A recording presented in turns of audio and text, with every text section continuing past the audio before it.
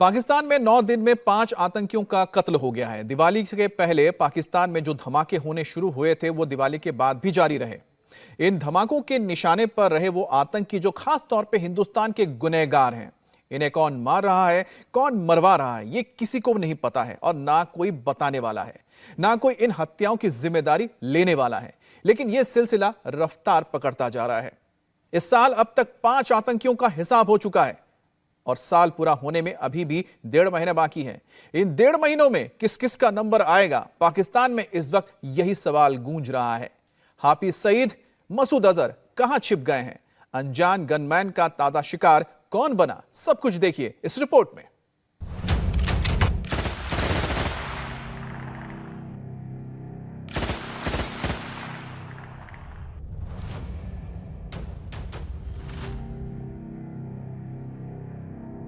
पाकिस्तान में लश्कर के 2 और जिहादी ढेर हो गए, वो भी दिन दहाड़े, सरेआम। पाकिस्तान में ये हो क्या रहा है? पाकिस्तान में गिन गिन कर, चुन चुन कर, इधर मारा जा रहा है तो कोई उथे मारा जा रहा है, तो ये घर में घुस घुस के मारा जा। जिहादियों की सिलसिलेवार हत्या, पाकिस्तान हक्का बक्का। ये क्यों हो रहा है, कैसे हो रहा है और कहां से इसकी फंडिंग और प्लानिंग हो रही है? हिंदुस्तान बहुत सालों से चुप था, अब हिंदुस्तान बोल पड़ा है। कौन है आतंकी किलर? आईएसआई में किसका फियर? एक दिन पहले एक आदमी को और मार दिया है लश्कर तैयबा का। आखिर ये कौन कर रहा होगा? जो अफगानिस्तान है उसकी सरजमीन पाकिस्तान के खिलाफ एक तवील अरसे से इस्तेमाल हो रही है। एनडीएस, सीआईए और रॉ मिल के वहां फरारी कैंप्स चला रहे थे। पाकिस्तान का सियालकोट शहर, 13 नवंबर का दिन, वक्त दोपहर के 2:37। सड़क किनारे की दुकान पर खड़े ये 2 लोग कोई आम लोग नहीं बल्कि लश्कर के आतंकी हैं। एक है मोहम्मद मुजम्मिल और दूसरा नईमुर रहमान।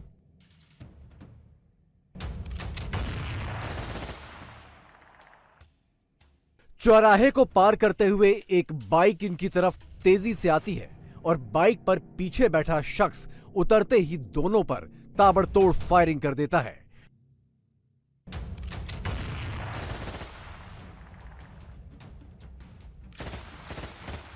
गोलियां चलते ही चौराहे पर भगदड़ मच जाती है।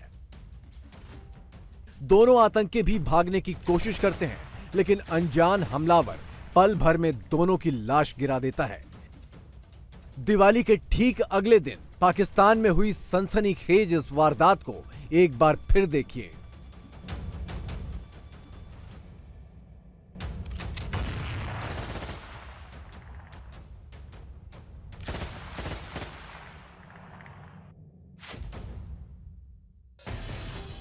अब बाइक सवार हमलावर को गौर से देखिए। इसके हाथ में कोई देसी तमंचा या पिस्तौल नहीं है, बल्कि इसने AK-47 जैसे हथियार से गोलियां दागी। हमलावर फौजी वर्दी में आया था, जबकि बाइक चलाने वाले शख्स ने हेलमेट पहना हुआ था। चंद सेकंडों में दोनों लश्कर आतंकियों को ढेर करके ये दोनों हमलावर फरार हो गए और दोनों का पाकिस्तान पुलिस को कोई सुराग नहीं मिल पाया है।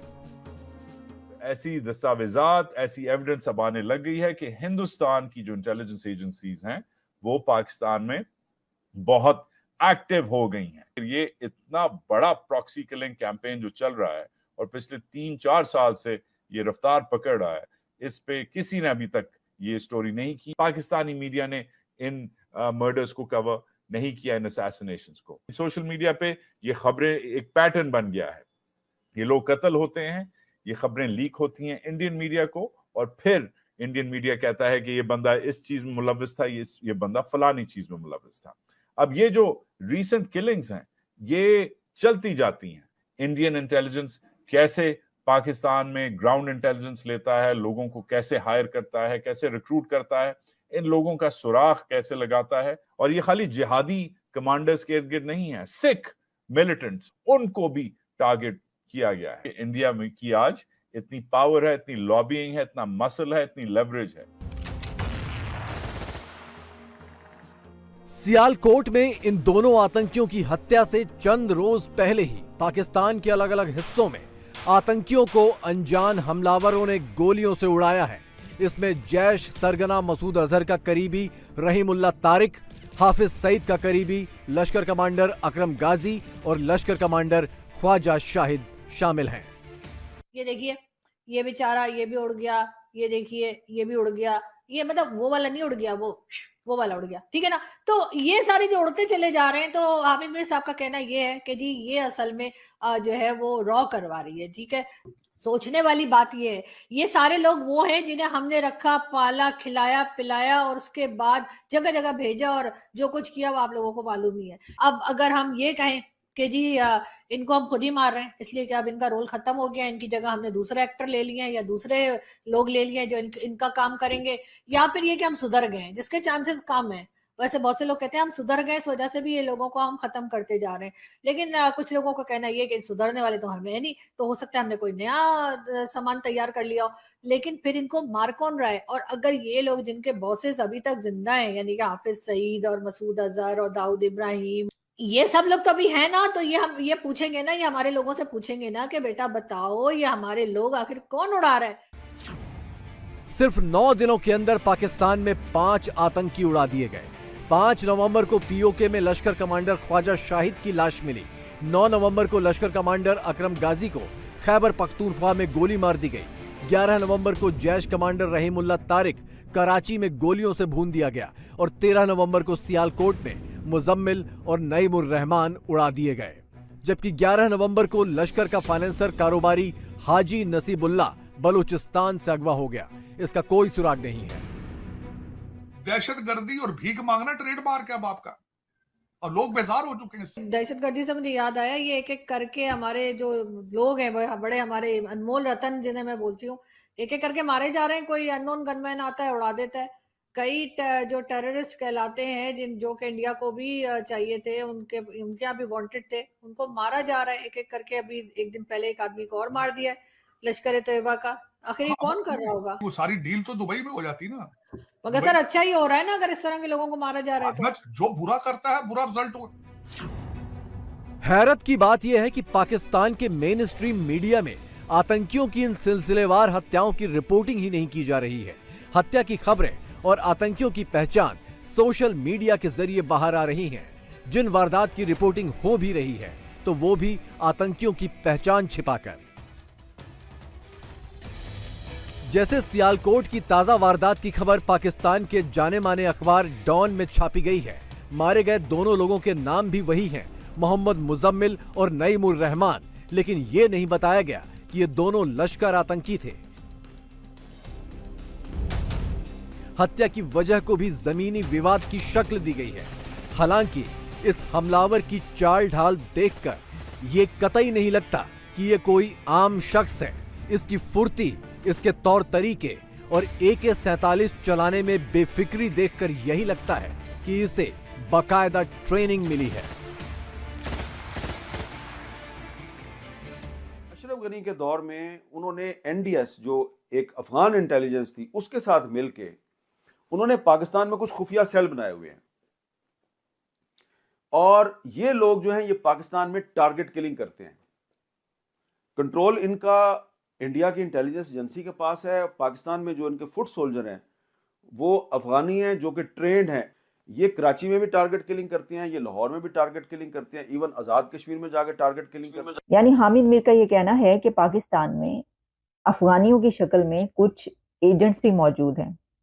वो NDS के एजेंट भी हो सकते हैं और RA के एजेंट भी हैं। यानी फिर वो बात सही हो गई कि जो बात कही जा रही थी कि कोई इधर मारा जा रहा है तो कोई उधर मारा जा रहा है, तो ये घर में घुस के मारा जा रहा है, तो ये गली गली फिर रहे हैं RA का एजेंट। तो सर ये RA की साजिश, ये कहना चाह रहे हैं आप? हो सकता है कि वहां पे बहुत सारे लोग इस तरह के शामिल हों जो अंदर से इस्तेमाल हो रहे हों, लेकिन कुछ लोग जो ऐसा कर रहे हैं उसकी बिना पर आप सारी की सारी उनकी जनरेशन्स को तो वापस नहीं भेज सकते। मेरा ख्याल है कि अफगानियों को जो पाकिस्तान में मौजूद है नमक हराम कहना या रॉ के एजेंट कहना, इसको कंडेम किया जाना चाहिए। पाकिस्तान में यह थ्योरी चल रही है कि जिहादियों की हत्या भारत करवा रहा है। इसमें भारतीय खुफिया एजेंसियों की मदद पाकिस्तान में रहने वाले अफगानी कर रहे हैं। पाकिस्तान में रहने वाले अफगानी भारतीय खुफिया एजेंसियों के एजेंट हैं और भारत के इशारे पर आतंकियों को चुन चुन कर मार रहे हैं। इसी वजह से सारे अफगानियों को पाकिस्तान से बाहर किया जा रहा है। जो अफगानिस्तान है उसकी सरजमीन पाकिस्तान के खिलाफ एक तवील अरसे से इस्तेमाल हो रही है। तालिबान से पहले का आप सारा दौर जो है जब वहाँ नेटो की फोर्सेस थी उसको ले लीजिए। जो स्पिन बॉल्दक के इलाके में एनडीएस, CIA और रॉ मिल के वहाँ फरारी कैंप्स चला रहे थे, जिसके अंदर बलूचिस्तान के अलहदगी पसंदों को ट्रेनिंग दी जाती थी और वापस दहशतगर्दी के लिए बलूचिस्तान भेज दिया जाता था। हमने अफगानिस्तान को सपोर्ट किया, उनके महाजरीन को भी रखा, बहुत बड़ी कुर्बानियां दी। पाकिस्तान की सोसाइटी जो कुछ हमारे साथ हशर नशर हुआ, आज पूरी दुनिया में बदनामी भी ली, पूरी दुनिया ने हमें तालिबान का सपोर्टर भी कहा, इंटरनेशनल लेवल पे भी हमें पता नहीं क्या कुछ भुगतना पड़ा। 2 साल बाद पता चला जो 40 साल हमने जो कुछ करते रहे वो गलत करते रहे। तालिबान वहीं खड़े हुए हैं कि नहीं जनाब कि आप हमारे दोस्त नहीं हैं, आप हमारे, और वो आप हमें धमकियां दे रहे हैं। पाकिस्तान में रॉ को लेकर चल रही इस थ्योरी की सच्चाई क्या है, ये कभी किसी को पता नहीं चलेगा, क्योंकि अगर ये ऑपरेशन रॉ का होगा भी तो रॉ सिर्फ करने में यकीन रखती है, पाकिस्तानी खुफिया एजेंसी ISI की तरह शोर मचाने में नहीं। एक जमाना था कि पाकिस्तान की ISI इस पूरे खित्ते में धमधनाती हुई फिरती थी। ऑब्वियसली मकबूजा जम्मू और कश्मीर में और उसके अलावा मुंबई में, दिल्ली में और दीगर और अटैक्स और कैंपेन्स इंडिया में चलाए हैं, मगर हिंदुस्तान बहुत सालों से चुप था। अब हिंदुस्तान बोल पड़ा है। अब इस सब में पाकिस्तान क्यों नहीं बोल रहा? क्योंकि पाकिस्तान अंडर प्रेशर है, क्योंकि पाकिस्तान कनाडा नहीं है, बिकॉज पाकिस्तान के ऊपर ऑलरेडी सैंक्शंस लगी हुई हैं या लगने का खदशा है। एक याद दिलाता चलूं, एक जमाना होता था कि पाकिस्तान ये हरकतें करता था, मगर अब टेबल्स जो हैं वो टर्न हो गई हैं। इंडियन जारियत, इंडियन इकोनॉमी, इंडियन डिप्लोमेसी के साथ बढ़ती जा रही है। जब भी मुल्क तरक्की करता है, जब भी मुल्क पावरफुल होता है, तो वो ये हरकतें करता है और ये हरकतें शुरू हो गई। ये तो सच है कि अफगानिस्तान से भारत के पुराने और मजबूत रिश्ते रहे हैं, लेकिन तालिबान की वजह से इन रिश्तों में दरार पड़ने लगी थी। हालांकि अफगानिस्तान में दूसरी बार कब्जा करने के बाद तालिबान पूरी दुनिया के साथ साथ भारत से भी रिश्ते सुधारने की कोशिश में लगा है। इसी से चिढ़कर पाकिस्तान में अफगानियों को नमक हराम और रॉ एजेंट तक करार दिया जा रहा है। हमारा एक और मुसीबत तो अब अफगानिस्तान बन गया। पाकिस्तान का कौन सा बॉर्डर ज्यादा वो क्या कहते हैं डेंजरस है, ऑन द ईस्ट और on the west? I would say on the west at the moment. ये तालिबान का पंगा हमने लिया हुआ है, अब वही हमारे गले पड़ गए हैं।